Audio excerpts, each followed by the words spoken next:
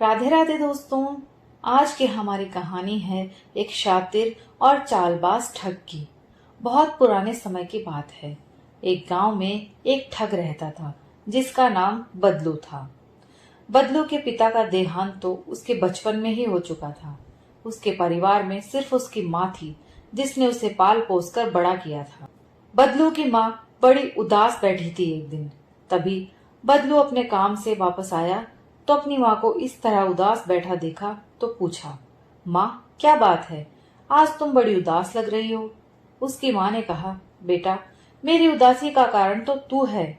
मैं तो तेरे ही बारे में चिंता करती रहती हूँ। बदलू ने फिर पूछा, बताओ तो सही माँ, बात क्या है, चिंता किस बात की करती हो। उसकी माँ ने कहा, बेटा मैं ये सोचकर चिंतित हो रही हूँ कि मेरी मौत के बाद तू खाना कैसे बनाएगा, किस तरह तू अकेला रहेगा। अगर मेरे सामने मेरे जीते जी ही तेरी शादी हो जाए तो कितना अच्छा होगा। मैं तुझसे बार बार कहती हूँ कि शादी कर ले शादी कर ले, लेकिन तू मेरी बात की तरफ ध्यान ही नहीं देता। बदलू कहने लगा, माँ तू चिंता मत कर। अगर तुझे इसी बात की चिंता है तो अब से तेरी चिंता का समाधान मैंने कर दिया है। अब मैंने शादी करने का मन बना लिया है। जल्दी ही मैं तेरे लिए एक सुंदर सी बहू लेकर आऊंगा जो तुझे हर प्रकार से आराम देगी। उसके आने पर तुझे चूल्हा चौके के काम से मुक्ति मिल जाएगी। फिर तू आराम से बैठकर भगवान के भजन करना और आराम से खाना खाना। बदलू की ये बातें सुनकर उसकी माँ बहुत खुश हुई और अब वो अपने होने वाली बहू के लिए सपने सजाने लगी। उधर बदलू भी अब अपनी होने वाली पत्नी के लिए गहनों की व्यवस्था करने में जुट गया। इसी तरह एक दिन वो एक सुनार की दुकान पर पहुंचा। उसने उस दिन बड़े अच्छे कपड़े पहने थे। सुनार ने सोचा कि कोई अमीर आदमी है। सुनार ने पूछा, बताइए श्रीमान, मैं आपको किस तरह के जेवर दिखाऊं। बदलू ने कहा, मुझे एक सुंदर सा हार दिखा दीजिए। ऐसा हार जिसकी कीमत भी ठीक ठाक हो और देखने में भी अच्छा हो। सुनार ने कहा, हाँ हाँ, मैं अभी आपको आपकी पसंद का हार दिखाता हूँ। सुनार ने फिर कई तरह के हार बदलू के सामने रख दिए और कहा कि आप इनमें से अपनी पसंद का हार देख लीजिए। बदलू ने उसमें से फिर एक हार पसंद कर लिया। हार को अपने हाथ में लेकर पूछने लगा कि इसकी कीमत क्या है। सुनार ने कहा, श्रीमान इसकी कीमत 1000 रुपए है। बदलू बोला, ठीक है, ये हार मुझे पसंद है, मैं पैसे निकालता हूँ, तब तक आप रसीद लिखकर मुझे दे दीजिए। सुनार रसीद बुक लाने के लिए दुकान से थोड़ा अंदर की तरफ चला गया। तभी अपनी योजना के अनुसार बदलू की माँ ग्राहक बनकर वहीं दुकान पर पहुंची और वहां पर लगे हुए दूसरे जो जेवर थे, हार थे, उन्हें देखने लगी। इससे पहले कि सुनार अंदर से बाहर आता, बदलू ने बड़ी फुर्ती के साथ हार अपनी माँ की तरफ फेंक दिया, जिसे फौरन ही वो अपने ब्लाउज के गले में ठोंस कर चल दी। जब तक सुनार रसीद लेकर लौटा, तब तक उसकी माँ वहां से रफू चक्कर हो चुकी थी। बदलू ने रसीद लेकर जेब में रख ली और 1000 रुपए गिनकर सुनार को दे दिए, लेकिन उसने वहां से उठने का कोई प्रयास नहीं किया। उसकी निगाह अब भी जो शोकेसों में दूसरे हार पर लगी थी उन पर टिकी हुई थी। उसकी उत्सुकता को देखकर सुनार बोला, श्रीमान जी, आपको और भी कुछ चाहिए क्या। बदलू ने फिर कहा, हाँ। तब सुनार ने पूछा कि कहिए, मैं आपको और क्या दिखाऊं। बदलू ने कहा, मुझे और हार दिखाइए। तब सुनार दूसरा हार निकालकर बदलू के हाथ में पकड़ाता है। बदलू उस हार को भी पसंद कर लेता है और उठकर वहां से जाने लगा। तो सुनार ने कहा, इस हार की कीमत तो देते जाइए। बदलू ने कहा, कीमत? वो तो मैं आपको पहले ही दे चुका हूँ, अब क्या एक चीज की दो दो बार कीमत लोगे। बदलू ने गुस्से में इस प्रकार कहा। तो सुनार भी गुस्सा हो गया और बात बढ़ते बढ़ते ज्यादा बढ़ गई। दोनों में हाथापाई तक बात पहुंच गई। दुकान के बाहर भीड़ जमा हो गई। सुनार कह रहा था कि कीमत देकर जानी पड़ेगी और बदलू कह रहा था कि कीमत तो मैंने चुका दी है। भीड़ में से किसी भले आदमी ने वहां पुलिस को बुला लिया। कोतवाल साहब अब दोनों को पकड़कर पुलिस थाने में ले गए। कोतवाल ने फिर सुनार से पूछा कि बताओ क्या मामला है। सुनार कहने लगा, हुजूर, इस आदमी ने मुझसे एक हार खरीदा था। उसकी कीमत देकर इसने मुझसे रसीद लिखवा ली।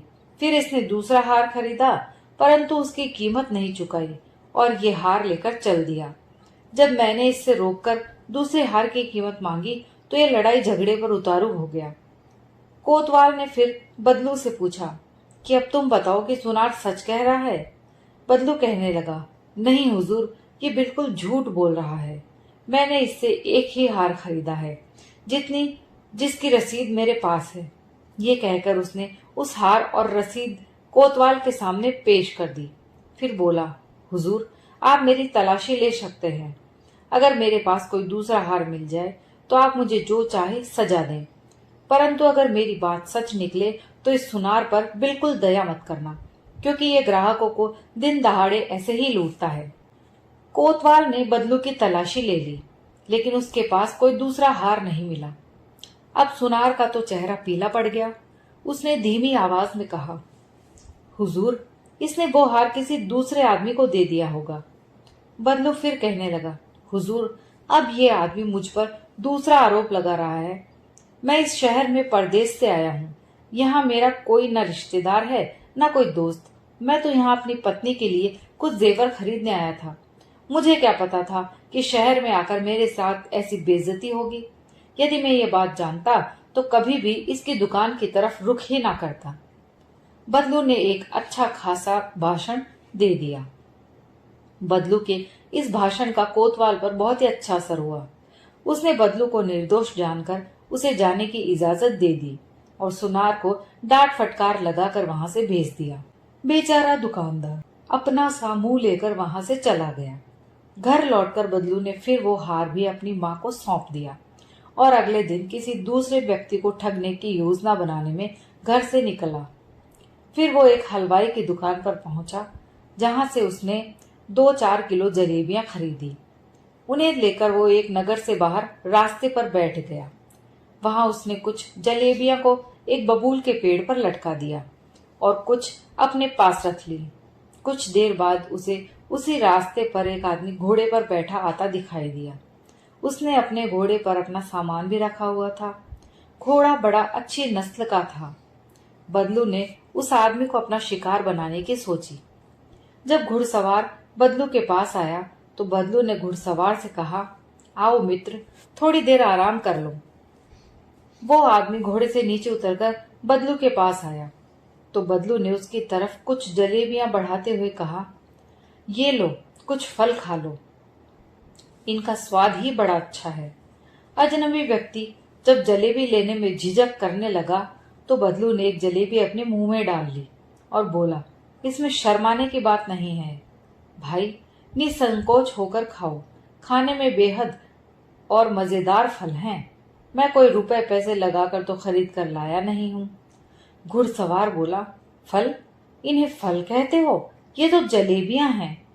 बदलू बोला, आपको धोखा हो रहा है मित्र, ये फल ही हैं। पास ही एक पेड़ से मैंने इसको अभी अभी तोड़ा है। अगर आपको यकीन ना हो तो मेरे साथ चलकर देख लीजिए। घुड़सवार उसकी बातों में आ गया। उसने एक जलेबी अपने मुंह में डाली। अब जलेबियां तो मीठी होती ही हैं। घुड़सवार को वो बड़ी ही स्वादिष्ट लगी। वो बोला, ये तो सचमुच बहुत मीठी जलेबी। ये कहकर घुड़सवार को बदलू बबूल के पेड़ के पास ले आया और उस पर खुद के द्वारा लटकाई हुई जलेबियों को दिखाते हुए बोला, ये देख लो भाई, अपनी आंखों से लटके हुए फल। घुड़सवार अब लालच में आ गया। उसने घोड़े की लगाम बदलू को पकड़ाई और ये कहकर कि तुम इस घोड़े को पकड़ो, कुछ फल मैं भी तोड़ लेता हूँ। इतना कहकर घुड़सवार बबूल के पेड़ पर चढ़ गया। बस फिर क्या था, बदलू उछलकर घोड़े की पीठ पे जा बैठा। बदलू ने घोड़े की पीठ पर 2-3 हंटर जमाए तो घोड़ा तूफानी रफ्तार से भागने लगा। घुड़सवार ये दृश्य देखकर बौखला उठा और वो तेजी से नीचे उतरा और पकड़ो दौड़ो की आवाज लगाता हुआ उसके पीछे भागा। लेकिन घोड़े और आदमी का क्या मुकाबला हो सकता है। बदलू जल्दी ही उसकी निगाहों से अब ओझल हो चुका था। पीछे घुड़सवार आवाजें लगाता ही रह गया। आगे फिर बदलू को रास्ते में एक बुढ़िया दिखाई दी, जो अपनी जवान बेटी के साथ शहर की तरफ जा रही थी। और ये देखकर बदलू का शैतानी दिमाग फिर से जाग गया।